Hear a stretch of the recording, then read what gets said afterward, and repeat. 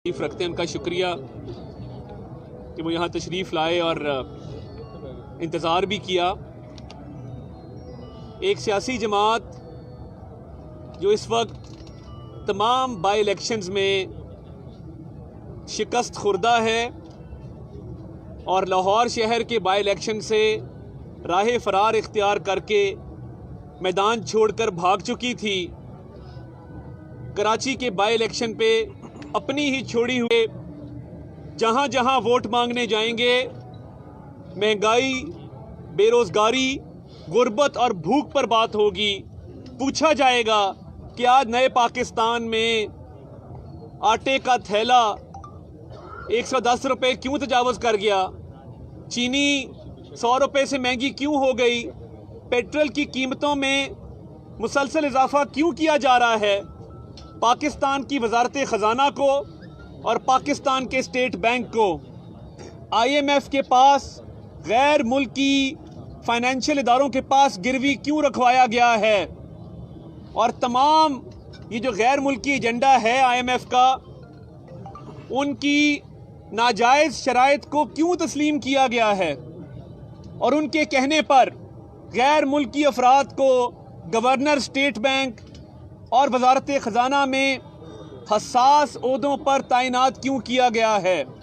ये वो चुपते हुए सवालात हैं जो आज पाकिस्तान में हर शख्स पूछना चाहता है कि आज आपकी मईशत दिवालिया हो चुकी, आपके पास किसी किस्म का कोई रिज़र्व नहीं बचा, और ये तब्दीली सरकार झूठ पर झूठ और फरेब पर फरेब दिए जा रहे हैं अवाम को। इमरान नियाज़ी के दिन गिने जा चुके हैं, इसका इक़्तिदार इख्तिताम पजीर होने को है, और आप देखेंगे कि ये हुकूमत चंद महीनों की मेहमान है। ये तमाम उन हथकंडों पर उतर आए हैं, तमाम उन हरकत पर उतर आए हैं कि जब हुकूमत जाने वाली होती है तो बेहिस हुक्मरान इस तरह की हरकतें करते हैं। इन्होंने पिछले 3 सालों के अंदर एक ईंट नहीं लगाई। मुझे फ़ख्र है बतौर मुस्लिम लीगी कि मैं उस शहर में मौजूद हूँ जहाँ से मेरे कायद नवाज शरीफ ने ज़मीन का सीना चीर कर मोटरवे गुजारी और तोड़ कराची तक उस मोटरवे को पहुँचाया। मुझे फ़ख्र है कि मैं उस शहर में मौजूद हूँ कि जहाँ पर खानेवाल लोधना जैसी एक जदीद प्रोजेक्ट, एक एक्सप्रेसवे 90 किलोमीटर की मियाँ शहबाज शरीफ, मियाँ हमजा शहबाज ने इस शहर को तोहफा दिया। हमारी जमात का अवाम के साथ जो ताल्लुक़ है और जिस तरीके से अवामी फलाह के मंसूबे और रिकॉर्ड तामीर व तरक्की हमारे दौरे इक़्तिदार में हुई, ये हुकूमत उसके करीब आने का सोच भी नहीं सकती। हमारे पास जब हम लोगों के पास जाते हैं तो उनको बताने को बड़ा कुछ है, मोटरवे से एक्सप्रेसवे से लेकर अनगिनत तरक्याती मंसूबे हैं जिनका हम जिक्र करते हैं, और मैं किसी उस शख्स का जिक्र नहीं करूंगा जो दुनिया छोड़ के चला गया, मगर जो फंड इस हल्के में लगा, हाजी इरफान खान साहब बैठे हैं, मुस्लिम लीग नून का दिया हुआ फंड लगा। किसी और जमात ने अगर यहाँ पे कोई तरक्याती मंसूबे बनाए हैं तो मुझे बता दें। तो ये अवामी खिदमत हमारा फ़र्ज़ भी था, और हमारी क़यादत ने ना सिर्फ ये जो प्रोजेक्ट्स जिनका मैंने जिक्र किया, 18,000 मेगावाट के मंसूबे बिजली के लगा के लोड शेडिंग के अंधेरे दूर किए। इसी शहर में 20-20 घंटे लोड शेडिंग होती थी, तो ये मंसूबे किसने लगाए? तो तहरीके इंसाफ अब अगर ये समझती है कि वो ये फायरिंग के वाक़यात करवा कर झूठे पर्चे हमारे लोगों के ख़िलाफ़ दर्ज करवा के शेख फ़तेह साहब पे जो ये पर्चा कराया, ये बिल्कुल झूठा पर्चा है। और जिस तरीके से कल हमारे काउंसलर जनाब शाहिद साहब को 6 गोलियां मारी गई, मैं समझता हूं कि ये इंतज़ामिया की नाकामी है। मैं बड़े प्यार मोहब्बत से बात करूंगा। मेरी डीपीओ साहब से, डिप्टी कमिश्नर साहब से, कमिश्नर साहब से और आरपीओ साहब से मुअद्दबाना गुजारिश है, हम पुरअमन लोग हैं, मगर अगर आप इस शहर का अमन कायम नहीं रख सकते और भरे मजमे के अंदर कोई शख्स आके हमारे काउंसलर को 6 गोलियां मार जाता है, हम आपको ये मौका ज़रूर देना चाहते हैं कि अगले 48 घंटों के अंदर तमाम मुल्ज़िमान को कैफरे किरदार तक पहुंचाया जाए और कानूनी कार्रवाई अमल में लाई जाए और ये शेख फतेह साहब के खिलाफ जो झूठा पर्चा हुआ इसको खारिज किया जाए। मैं बाकी जो परचून की दुकान खोली है ट्रांसफ़र पोस्टिंग की, उसका जिक्र नहीं करूंगा। मैं जो डेडलाइन दी है इसके गुजर जाने के बाद हम इंतज़ामिया के ख़िलाफ़ अपना लाहे अमल ख़ुद इख्तियार करेंगे और मेरी इलेक्शन कमीशन से भी गुजारिश है कि ये हुकूमत इसको डस्का बनाना चाहती है, इसको हम डस्का बनने नहीं देंगे। हमने डस्के में भी इस फस्तायत का, इन मजालिम का मुकाबला किया और अल्लाह ताला के फजल से शानदार कामयाबी हासिल की। इधर भी इस वक्त जो सर्वेज हैं और जो ग्रास रूट लेवल की रिपोर्ट है, मुस्लिम लीग नून को हर यूनियन काउंसिल में यहाँ पर वाज़ेह बरतरी हासिल है। अब आप अगर शहर का अमन ख़राब करके हमें बदअमनी पर उकसाकर या आप गैर कानूनी जितने भी आपके इक़दामात हैं वो करके इस इलेक्शन को अगर साबोटाज करना चाहते हैं तो हम आपकी चाल में आने वाले नहीं हैं। हम डट के अपना इलेक्शन लड़ेंगे, हम गली मोहल्लों में जाएंगे, हम डोर टू डोर जाएंगे, अपना एजेंडा आवाम को बताएंगे और बताएंगे कि किस तरीके से इन जालिम हुक्मरानों ने पिछले 3 साल इस मुल्क को दोनों हाथों से लूटा है। और उस्मान बुज़दार का मैं जिक्र इसलिए नहीं करना चाहता क्योंकि उसको अपना तारुफ कराने के लिए बताना पड़ता है कि मैं शहबाज शरीफ लगा हुए हैं। तो ये एक ऐसा शख्स जिसको तारुफ करवाने के लिए किसी और की निस्बत उधार लेनी पड़े, मैं उसका जिक्र अपनी ज़बान से करना मुनासिब ही नहीं समझता। इलेक्शन की हवा भी बनी हुई है, इलेक्शन भी बना हुआ है और जो तीसरे और चौथे नंबर की पोजीशन के लिए पीटीआई और पीपल्स पार्टी का मुकाबला है, हम उन्हें वेलकम करते हैं।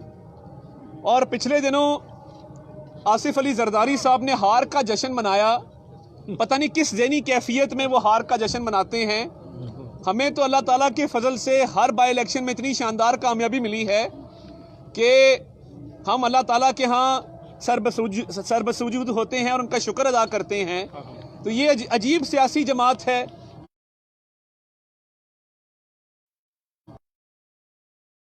कमिश्नर साहब से और इलेक्शन कमीशन ऑफ पाकिस्तान से हैं। यहाँ का अमन बहाल रखना ये इलेक्शन कमीशन की आईनी जिम्मेदारी है और हम तवक्को रखते हैं और हम पुरुम्मीद हैं कि इलेक्शन कमीशन अपनी जिम्मेदारी ऐसे तरीके से निभाएगा।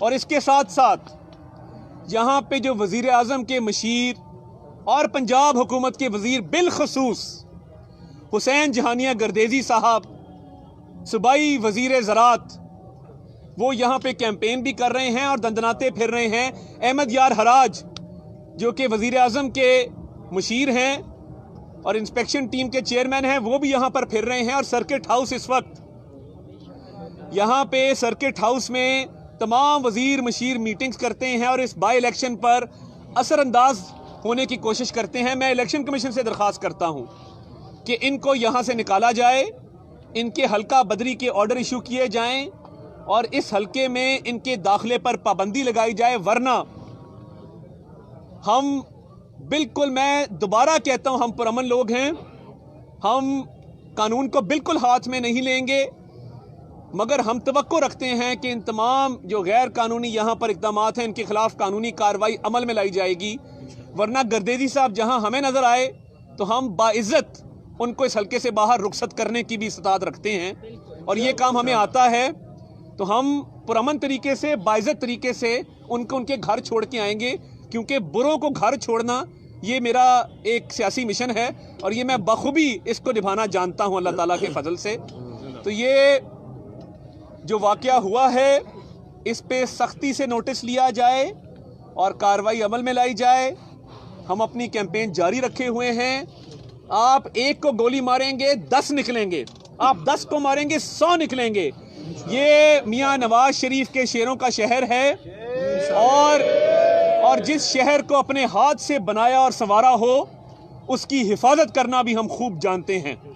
تو اس لیے انتظامیہ ان تمام اوچھے ہتھ کنڈوں سے باز رہے, اور میں ایک ڈیلیگیشن لے کر ڈپٹی کمشنر صاحب سے اور ڈی پی او صاحب سے بھی ملاقات کروں گا, کیونکہ یہ سرکاری ملازم ہیں, یہ تنخواہیں ٹیکس کے پیسے سے لیتے ہیں, یہ پی ٹی آئی کے رکن یا پی ٹی آئی کے عہدیدار نہیں ہیں.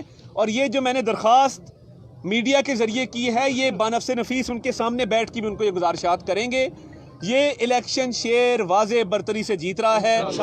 میں یہاں پہ ووٹ پہ پیرا دینے آیا ہوں, اور انشاءاللہ ایک ایک ووٹ پہ پیرا دیں گے, اور انشاءاللہ 16 دسمبر کو ہم سب اکٹھے ہو کر شیر کی جیت کا جشن منائیں گے. بہت شکریہ. سر سوال یہ تھا کہ آپ نے ابھی سردار صاحب نے بات کی شفافیت کے حساب سے, لاہور میں آپ حالیہ الیکشن ہوا ہے, کتنے % آپ سمجھتے ہیں کہ شفاف الیکشن تھے, اور الیکشن کمیشن پہ آپ کتنا اس پہ کانفیڈنٹ ہیں کہ اس نے صحیح اپنا پرفارم کیا, اور یہاں پر آپ کتنے سمجھتے ہیں کہ شفافیت ہو پائے گی؟ دیکھیے, الیکشن کمیشن نے لاہور میں بھی, ڈسکا میں بھی, جہاں جہاں ہم گئے ہیں, جس سیاسی جماعت نے کوئی درخواست جمع کرائی ہے, کسی غیر قانونی اقدام کی طرف ان کی توجہ دلائی ہے, الیکشن کمیشن نے بلا تفریق اس پر نوٹس لیا ہے. لاہور میں جو پیسے بانٹنے والی جماعت تھی اس کے چند لوگ گرفتار بھی ہوئے, الیکشن کمیشن نے اس کا نوٹس لیا. ادھر بھی جو رات کا واقعہ ہوا ہے, میرے علم میں ہے کہ الیکشن کمیشن نے اس کا بھرپور نوٹس لیا ہے. تو ہم توقع رکھتے ہیں کہ الیکشن کمیشن کا یہی کردار رہے گا, غیر جانبدار رہیں گے اور منصفانہ طور پہ اس الیکشن کو کروائیں گے.